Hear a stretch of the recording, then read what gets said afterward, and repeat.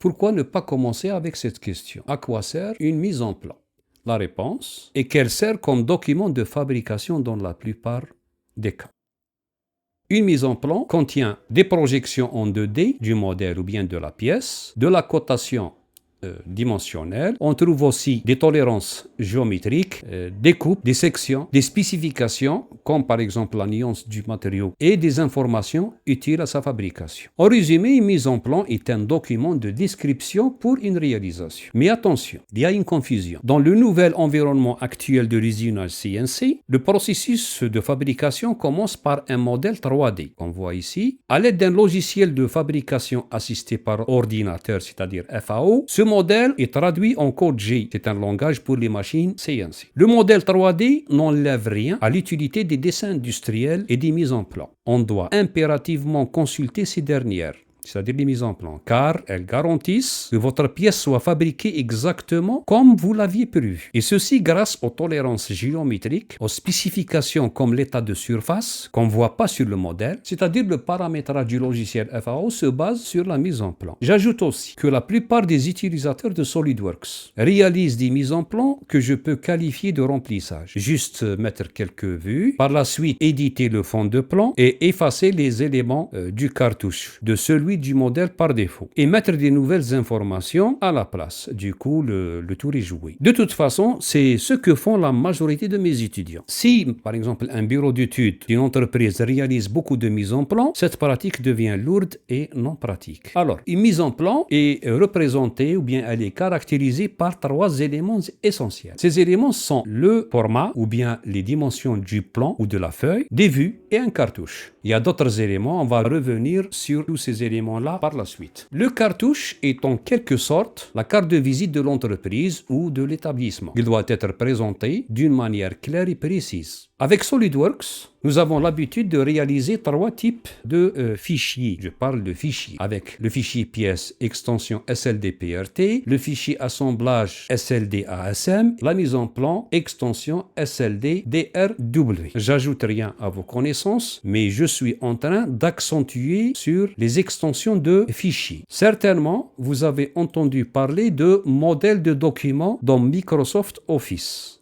qui se termine par .dot. C'est la même chose. Avec SolidWorks, nous allons réaliser des modèles. Je dis bien des modèles de documents. Pour les pièces, c'est PRT dot. Pour l'assemblage, c'est ASM dot. Et pour les mises en plan, c'est DRW dot. Vous remarquez que nous sommes passés d'une extension de base à une autre extension. Ce qu'il faut savoir, dans cette première vidéo, nous allons faire la liaison automatique entre le modèle de la pièce, le fond de plan et le cartouche. Les étapes qu'on va suivre. Nous allons réaliser un premier modèle de pièce qui contiendra toutes nos spécifications de normalisation. Un deuxième modèle pour les mises en plan qui sera aussi un canevas ou bien un gabarit et contiendra les propriétés de la feuille et toutes les informations nécessaires. Et en troisième lieu, nous allons réaliser un cartouche personnalisé. Mais avant de passer à la démonstration, il y a une remarque importante. Il faut créer un répertoire à part. Il faut le faire sortir du répertoire de base de SolidWorks. Vous allez aux options, options du système, emplacement des fichiers. Moi, j'ai déjà fait ça. Vous allez ajouter vos répertoires. J'ai un modèle de pièce, un modèle de mise en plan et un modèle de fond de plan. Passons maintenant à la démonstration. On commence par créer notre premier modèle à partir d'une pièce. Je peux afficher mes plans. C'est juste pour ne pas travailler sur un espace vide. On doit s'assurer sous option du système, emplacement des fichiers, que nos répertoires sont là. On passe l'affichage sur la norme Europe pour le type de projection. On passe aux propriétés du document. On voit ici que la norme d'habillage est sur ISO. Nous avons plusieurs normes. On reste sur ISO, mais on remarque qu'elle est figée. C'est-à-dire on ne peut pas la renommer ni supprimer. Mais dès qu'on change un élément de ces paramètres-là, elle va être changée et on peut la renommer. Par exemple, on va aller aux unités. Les unités sont sur millimètres, grammes, secondes, comme sur la barre d'état. Je peux par exemple changer ou bien omettre cette décimale.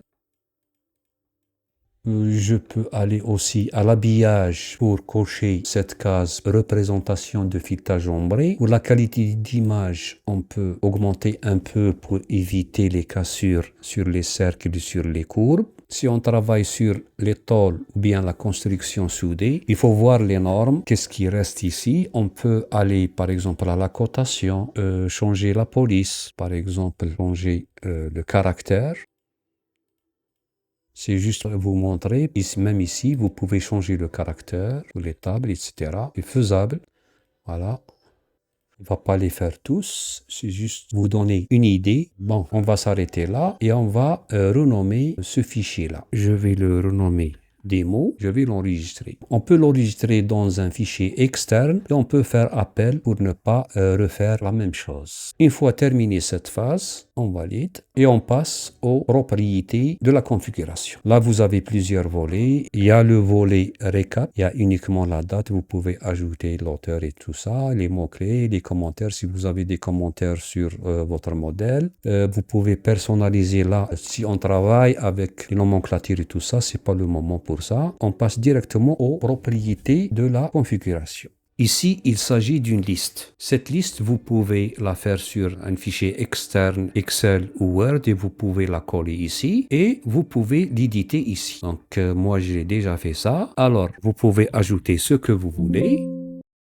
Voilà, et je peux le supprimer. J'ai déjà établi une liste et remplir ce tableau avec les propriétés. Je commence par le matériau. Pour le matériau, une fois le matériau attribué au modèle, SolidWorks va s'en charger pour nous fournir la propriété. De la même façon, pour la masse, elle sera calculée par SolidWorks. Donc, SolidWorks masse. Je passe à la spécialité. L'ordre est établi sur la liste. La spécialité, c'est pas SolidWorks qui va la fournir, il faut la remplir. Ici, je passe au projet, de la même chose. Je peux mettre P2026. Le dessinateur, je peux mettre mon nom. Là, nous avons l'assemblage. Nous n'avons pas encore d'assemblage. Le nom de la pièce aussi, nous n'avons pas. Donc, ces valeurs-là seront remplies par la suite. Alors, on va valider ici et on va enregistrer notre modèle. Mais attention, c'est pas SLD-PRT, c'est PRT. Mais assurez-vous que vous êtes sur le bon répertoire parce que, attention, ça change. Je valide, mais avant de valider, je dois lui donner un nom. SDemo, PRT. Je valide. On va créer un nouveau modèle de mise en plan. Nouvelle mise en plan, on peut choisir une taille standard ou bien une taille personnalisée. Par contre, maintenant, je vais annuler pour mettre tous les formats à ma disposition. Je passe aux options, comme dans le cas du modèle de pièce. On va aller aux propriétés. On remarque ici que la norme ISO est figée. On va changer quelque chose. On va commencer par exemple par l'habillage. Cocher la représentation du filetage ombré. Pour les unités, de la même manière, on va mettre la décimale. Pour la qualité d'image aussi, on va lisser un peu. Et pour la cotation, je peux changer le type de flèche. Je peux changer la police aussi. Pour les tables, la police. Pour la feuille de mise en plan, il faut cocher cette case pour utiliser les valeurs des propriétés pour les autres feuilles. Alors, je reviens sur la norme d'habillage. Je peux modifier cette dénomination. Je peux appeler ça comme ça. Démo mise en plan. Ce n'est pas le même fichier que celui du modèle et on peut l'utiliser une autre fois. Je valide. Je passe ici pour la mise en plan. N'oubliez pas de cocher cette case pour garantir les échelles pour les autres formats. Valider. Pour la feuille, aller aux propriétés. Là, il faut se mettre sur Europe, l'échelle de la feuille et vous appliquez les changements. Ce qui reste, on va enregistrer. Mais attention, c'est DRW. Mise en plan, mettre démo. DRW. Mise en plan démo. Modèle pièce, attention. Il faut mettre mise en plan. On va aller là. Et le fichier existe déjà. Je le remplace. Voilà, nous avons notre modèle de mise en plan qu'on va utiliser par la suite.